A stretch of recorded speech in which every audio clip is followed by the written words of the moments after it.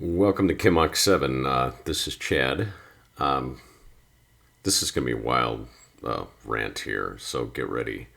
So yesterday I posted a video titled The Troubles with Autism Stereotypes, only to find out and wake up this morning of a viral news story of a preacher named Greg Locke down in Tennessee comparing autism to demonic behavior, saying that doctors are quick to diagnose and name people with the diagnosis of autism when they're really demonized.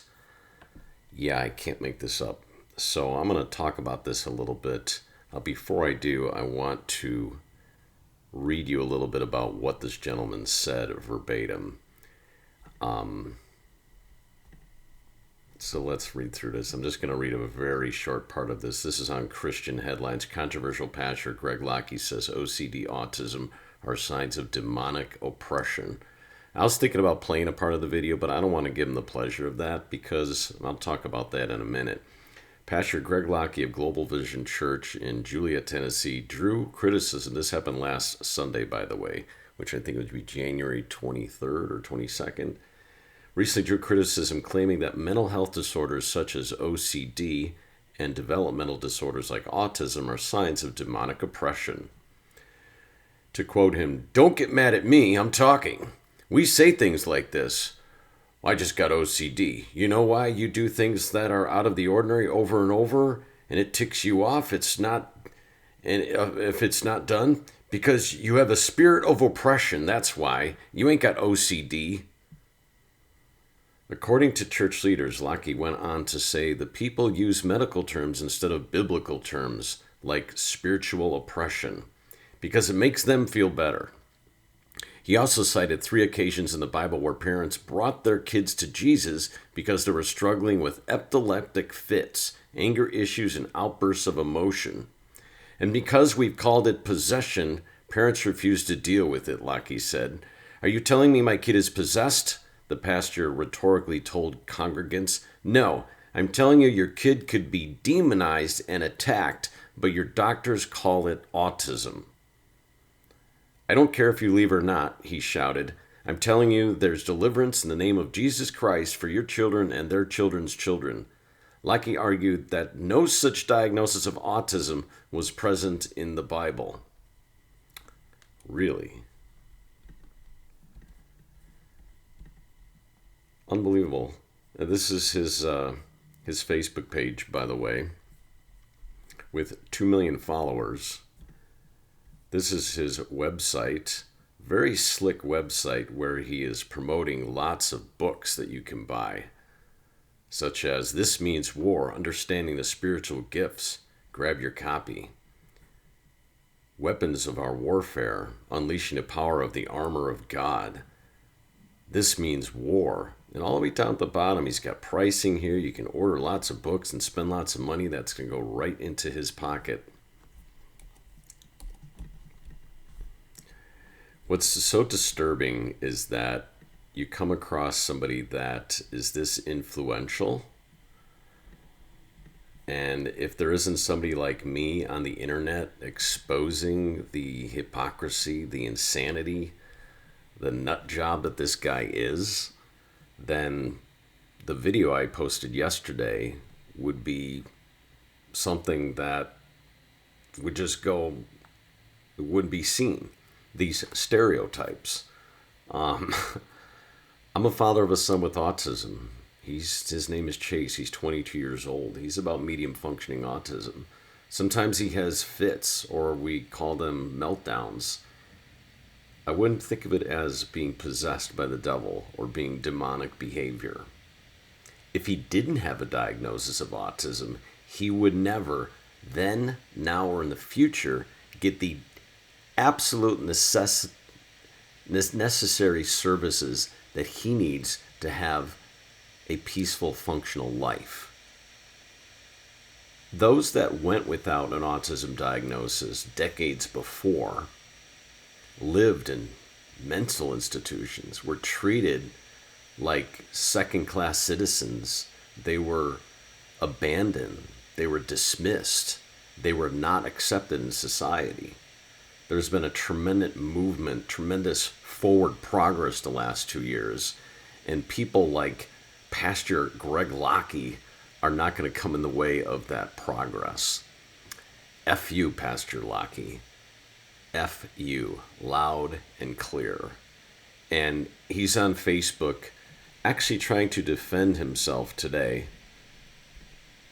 And it's just so disturbing to see some of what he wrote on there, but literally trying to defend what he said, saying that it was taken out of context. You can't take something out of context from what I just wrote. The other part I want to say about this is that people can be very gullible. People can be taken advantage of easily. This gentleman is a good orator. He's a good speaker. He's highly influential and has that gift of being able to motivate and brainwash people to a certain degree. He has the stage, you know. He's giving sermons every Sunday and Wednesday night, and he gets people all riled up. In many respects, he's an entertainer. Entertainers get paid. They get paid really, really well. And they get paid more money if they are sensational, sensationalize things, if they become controversial. I'm in media myself. Often controversy draws attention, and good or bad attention means money, lots of money, lots of clicks to their website, to their Facebook page, visits to a congregation, to a church, donations on a website, people ripping out their credit cards to order books. This gentleman is making lots and lots and lots and lots of money. And he's doing it by being controversial. And this is not his first time. He's been doing this for many, many years. You can just Google search Greg Locke, the truth, and you'll find all sorts of things on the internet, such as this website right here. Local pastor Facebook Live viewed 13 million times. Greg Locke over the internet spreading conspiracies. Why shouldn't you believe him? 2 years before he divorced his wife of 21 years so he could marry his secretary, he rose to internet fame by decrying morality of Target restroom policies. This article goes on and on and on, exposing this guy. It just goes deep, deep. He's filled with controversy and sensationalism and riling people up and getting people excited, both on the right and the left, politically, non-politically. And it always amazes me how gullible people can be to take someone like this seriously and to go attend his sermons every Sunday and Wednesday night and give him money and donate money to him. I went to an all-boys Catholic high school, and the Jesuits and preachers and priests that I knew were humble. They were calm. They were loving. They were accepting. They taught peace and love.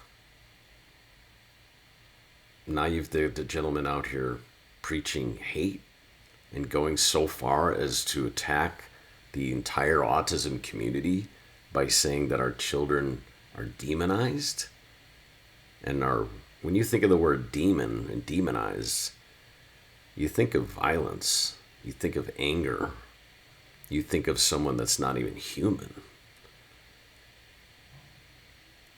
My son is so human. He is so loving. He is so sweet. And I've had the pleasure over the years of sitting in with his school of Easter seals and hanging out with 20, 30 boys and girls with autism of all different degrees. And they are some of the kindest, loving, gentle, peaceful, happy people you've ever met. I hope this video gets viewed a lot because it's important. And I ask you to please like it, please share it, please expose this message as well as the horrible things someone else is saying. And like, part of me doesn't want to draw attention to him, but yet this needs to be said. And I'm not going to wait for someone else to put this on YouTube, so I'm going to put it on myself. But please like, please share. This has been Kimok7 for Kimok7 Autism Vlog. Please subscribe and please turn on the notification bell.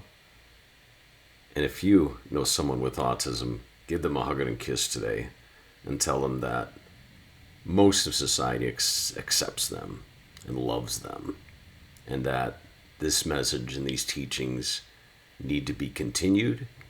And I will say, I think this guy's the minority. He's far from the exception. He's just a little idiot. Peace out to you. Love you.